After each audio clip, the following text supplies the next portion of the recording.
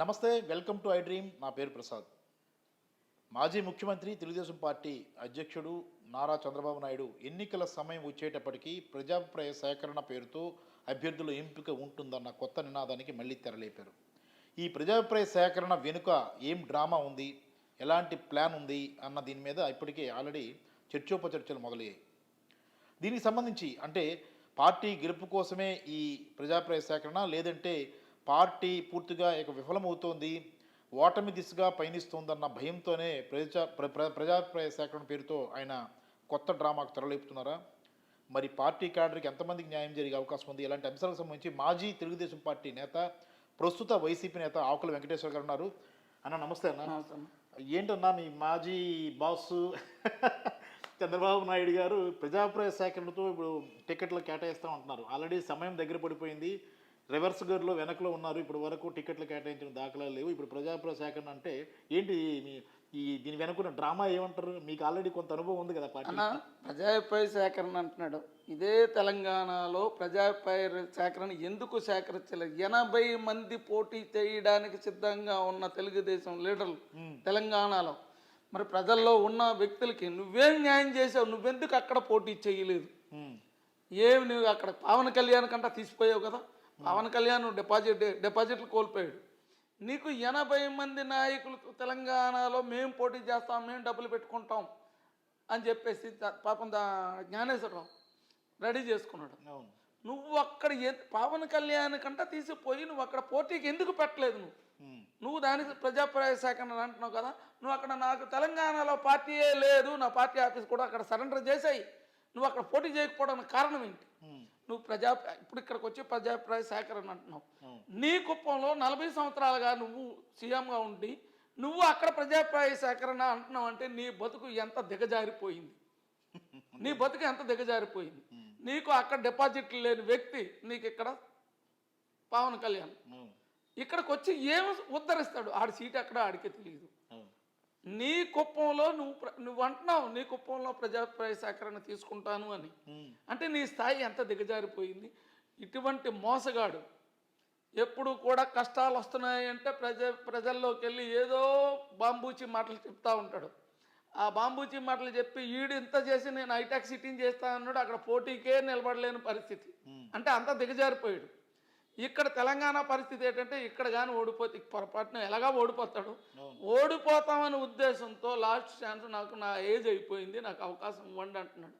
మొన్న నువ్వు జైలుకి వెళ్ళినప్పుడే తెలిసిపోయిందిరా నీ ఏజ్, నీ ఇదిని.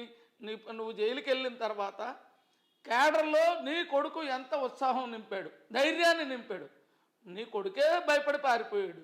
ఇంకా నీకు జనాలు కానీ క్యాడర్ కానీ నీకు ఎక్కడ నీకు నిలబడతారు? ప్రజాభిప్రాయ సేకరణ నువ్వు అభిప్రాయ సేకరణ అని చెప్పేసి ఎన్ఆర్ఐల దగ్గర డబ్బులు, ఏ సీట్లో మనకు బలం ఉంది గెలుస్తాము, ఒక 100 కోట్లు పెట్టిన ఎవడో తీసుకొచ్చి అక్కడ తగిలిస్తాం అంటే వాళ్ళని ఇప్పటివరకు పెట్టిన వాళ్ళని సంకనాకి చెవుడు ప్రజాభిప్రాయ సేకరణ అంటున్నావు. సేకరణని ఏం చేద్దామని నీ ఉద్దేశం? నీ ఉద్దేశం ఏంటి? పబ్లిక్ని మోసం చేస్తున్నావు, ఇటు క్యాడర్ని మోసం చేస్తున్నావు, ఎన్ఆర్ఐలను మోసం చేస్తున్నావు. డబ్బు పెట్టేవాళ్ళని నీకు కావాలా? ఇప్పుడు డబ్బు ఎందుకంటే పవన్ కళ్యాణ్కి సీట్ ఇవ్వాలంటే ఇక్కడ మనం గెలుస్తామంటే ఆడిని సంకనాకి ఇస్తాం.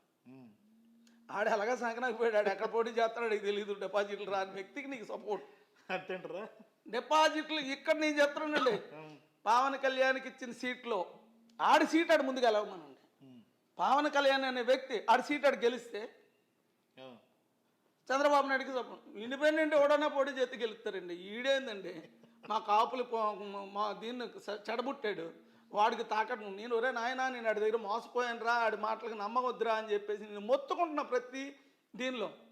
పవన్ కళ్యాణ్ మీరు చెప్తున్నారు, నేను చంద్రబాబు వాళ్ళు మోసపోయిన మీరు చెప్తున్నారు. అదే సామాజిక చంద్రబాబు నాయుడు నాకు మోసం చేయలేదని చెప్పమనండి ఆడి కొడుక్కి. ఆడికి నేను సవాళ్ళు ఇస్తున్నా. అరే నీకు ఇంకో నేను ఏ కేసుల్లో నేను చంద్రబాబు నాయుడు వెనకాల ఏం లేను, పార్టీ కేసులే కదా. 33 సంవత్సరాలు పనిచేసి జూబ్లీహిల్స్లో జెండా కట్టి జూబ్లీహిల్స్లో పోటీ చేస్తే నాకు ఇచ్చిన విలువేంట్రా నువ్వు? నిన్ను నమ్ముకున్నాడు నాకే ఇవ్వలేదు. ఇప్పుడు పవన్ కళ్యాణ్ అనేడు వాడు సంకనాకుతున్నావు. ఆడు సంకనాకితే ఆడు ఏమైనా ఇక్కడ ఎన్ని సీట్లు తెస్తాడు? నీకు తెలంగాణలో డిపాజిట్లు కోల్పోయాడు, నువ్వు ఇచ్చిన సీట్లు అన్నీ సంకనాకిపోతాయి. అయినా నీకు ఒకటే చెప్తున్నా, ప్రజల్ని పబ్లిక్ని మోసం చేసి ఎన్నాళ్ళు బతుకుతావు నువ్వు? క్యాడర్ను మోసం చేస్తాను. నీకు నిజంగా దమ్ముంటే జగన్మోహన్ రెడ్డి లాగా నువ్వు సీట్లు ఇవ్వరా. ఆయన నమ్ముకున్న వాళ్ళు ఆయనకి సీట్లు ఇచ్చి ఈరోజు 151 సీట్లు సాధించాడు ఆయన. ఈరోజు ఆయన చేసిన పథకాలని జనాల్లోకి వెళ్ళి ప్రజలు జగన్మోహన్ రెడ్డి రాజశేఖర రెడ్డి కొడుకు అంటే ఏంటనేది ప్రూవ్ చేసుకున్నాడు ఆయన. ఆయన కాళ్ళకు గోటికి సరిపోని ఈ లోకేష్ సైకో అని మాట్లాడతాడు. ముందు నువ్వు ఆ సైకో అనే మాటను విత్డ్రా చేసుకొని జాగ్రత్తగా ఉంటే పర్వాలేదు. లేదనుకుంటే చంద్రబాబు నాయుడు నీ కొడుకు తాట ఎక్కడ తీయాలి అక్కడ తీస్తా. మళ్ళీ జగన్మోహన్ రెడ్డిని సైకో అనే పదం వస్తే అన్న ఇంకోటన్నా, ఇప్పుడు చంద్రబాబు గారు జైలుకి వెళ్ళినప్పుడు ఓదార్పు యాత్ర అనేది ఒకటి ప్రారంభించారు. చంద్రబాబు గారు సతీమణి భువనేశ్వరి గారు చాలామందిని వెళ్ళి కలుస్తాను, వారందరికీ కూడా సహాయం అందిస్తాము, చాలామంది చనిపోయారు జైలుకి వెళ్ళిన నేపథ్యంలో చెప్పారు. ఆ ఓదార్పు యాత్ర కూడా మధ్యలో ఆగిపోయింది. అంటే దీన్ని బట్టి చూసుకుంటే ప్రజలు అంటే అవసరం వచ్చినప్పుడు ప్రజల దగ్గరికి వెళ్తాం, లేదంటే వెళ్ళము అనే అభిప్రాయం. ఒక మాట చెప్పమంటారా, మహానుభావుడు ఎన్టీ రామారావు కడుపును చెడబుట్టింది ఈవిడ. ఎన్టీ రామారావు కడుపుని చెడబుట్టింది కాబట్టే చెప్తున్నా ఈరోజు. ఆ రోజు ఎన్టీ రామారావుకు ఎన్నుపోటు పొడిచినప్పుడు జరిగిన నష్టానికి ఈవిడ ఏం మాట్లాడింది ఈ మొగుడుతో, మా నాన్నగారిని ఎందుకు ఆ విధంగా చేస్తున్నాను ఆ రోజు అడగలేకపోయింది. ఈరోజు ఈ భర్త జైలుకి వెళ్ళేటప్పటికి పాదయాత్రను మొదలుపెట్టింది, బస్సు యాత్రని. ఎంతమంది చనిపోతే నువ్వెంతమందికి నువ్వు ఏ విధమైన న్యాయం చేసావు? నీకు రాజకీయ విలువలు ఉంటాయి. మీ నాన్న పరువును నువ్వే తీసావు స్వయంగా. నువ్వు ఎన్టీ రామారావు కడుపును పుట్టడమే నువ్వు చేసుకున్న దౌర్భాగ్యం. మీ నాన్నకి ఎంత అన్యాయం జరిగితే ఆ రోజు నువ్వు నిలదీయలేని దానివి. ఈరోజు నీ భర్త జైలుకి వెళ్ళిన తర్వాత బస్సు యాత్రను ప్రారంభించావు.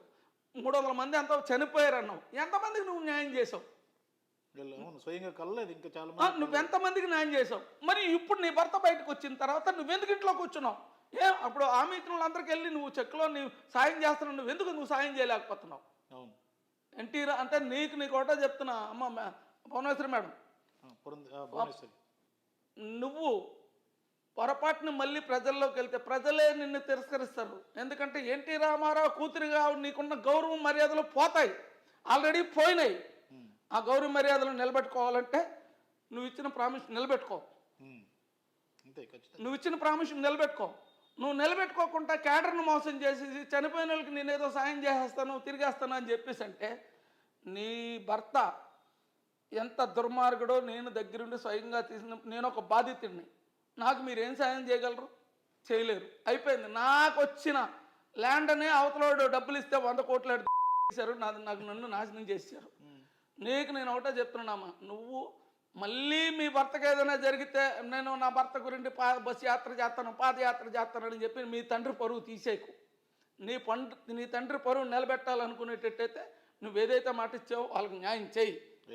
అంటే నాకు ఫైనల్గా చెప్పండి, మొత్తం మీద నిన్న మన వైఎస్ జగన్ గారు పలాసలో ఒక బృహత్తరమైన పథకాన్ని ప్రారంభించారు, ఉద్దానం నీటి పథకం కోసం ప్రారంభించారు. అప్పుడు కూడా విమర్శించారు. నాన్ లోకల్ పొలిటీషియన్ ఉన్నారు పవన్ కళ్యాణ్కి. నాన్ లోకల్ పొలిటీషియన్గా మనం అనుకోవాలా? చంద్రబాబు కూడా ఆయన సుమారుగా వాళ్ళ ఫ్యామిలీ అంతా హైదరాబాద్లోనే ఉంటారు కదా. అసలు పవన్ కళ్యాణ్ అనేటోడు గురించి ఎంత తక్కువ మాట్లాడితే అంత మంచిది. ఈరోజు పవన్ కళ్యాణ్కి ఏ కాన్స్టిట్యున్సీలో ఎంత కేడర్ ఉందో ఆడికే తెలియదు. కమిటీలే లేవు. లేదో ఆ ఫ్యాన్ షోలో మా హీరోయిజం ఉంటుంది కదా, ఆ ఫ్యాన్ షోలు తప్పితే ఏమండి కోదాడలో మీటింగ్ పెడితే ఎన్ని వేల మంది వచ్చారండి? వచ్చిన ఓట్లేనండి 2015 150. ఏమన్నా బరిలెక్క కంటా తీసిపోయాడండి వీడు. ఇంకా ఆడిని పవన్ కళ్యాణ్ గురించి ఒకటి, అసలు పవన్ కళ్యాణ్ ఎక్కడి నుంచి పోటీ చేస్తారో చెప్పమనండి. ఇక్కడ పోటీ చేసిన మందికి ఎంతమందికి డిపాజిట్లు వస్తాయో చెప్పమనండి. గెలుపు పక్కన పెట్టండి, ఎంతమందికి డిపాజిట్లు వస్తాయో చెప్పమనండి. నిరూపించుకున్నారుగా తెలంగాణలో. ఇంక ఇక్కడ పవన్ కళ్యాణ్ గురించి ఎక్కువగా మాట్లాడుకోవడం ఏంటండి? ఇప్పుడు చంద్రబాబు నాయుడు గత్యంతరం లేక పవన్ కళ్యాణ్, అదే పవన్ కళ్యాణ్ బండబూతులు తిట్టాడు లోకేష్ని చంద్రబాబుని. మామూలు తిట్లు కాదు అది. ఊగిపోయేవాడు. ఊగిపోయేవాడు. మరి పవన్ కళ్యాణ్ సంకనాకుతున్నారేంటి అంటే అంతకన్నా ఇప్పుడు పవన్ కళ్యాణ్ సంకనాకడానికి కారణం ఏంటంటే ఆడేదో ఓట్లు పడిపోతాయి, ఆడికే డిపాజిట్లు రావు, మీకేం ఉపయోగపడతాడు? పవన్ కళ్యాణ్ గురించి ఎంత తక్కువ మాట్లాడుకుంటుంది మంచిదండి. రైట్. మొత్తం మీద అయితే ప్రజాప్రయ సేకరణ అనేది కంప్లీట్గా ఒక మోసానికి 100% 1000% మోసానికి తెరదించిందే. ఇప్పుడు తెలంగాణలో పార్టీ మూసేసుకున్నాడు. ఇప్పుడు ఆంధ్రాలో ఇదిగా నడితే మనోడితో లోకేష్ గారు పాలమ్ముకోవాలా, మనోడితో ఇడేమో ఆడుకోవాలా. అంతేనా?